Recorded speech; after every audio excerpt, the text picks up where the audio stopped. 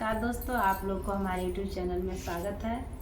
आशा करती हूँ कि आप लोग स्वस्थ होंगे, मस्त होंगे, जहाँ भी होंगे ज़बरदस्त होंगे। आप लोगों को मैं एक अपने मम्मी का गाना प्रस्तुत करने जा रही हूँ। अगर आप लोग को मेरा वीडियो अच्छा लगे तो लाइक से सब्सक्राइब जरूर करिएगा। चलिए सुनाते हैं।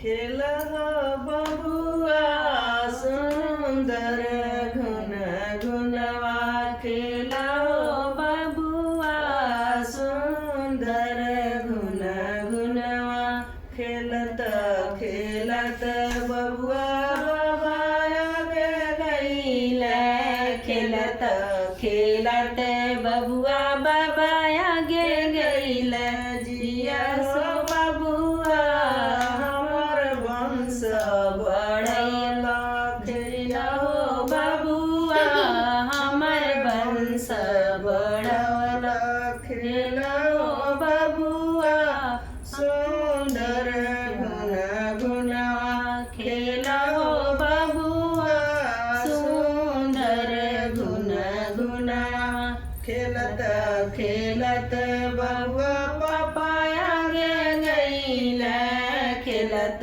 खेलत बबुआ पापा आगे गईल, जिया हो बबुआ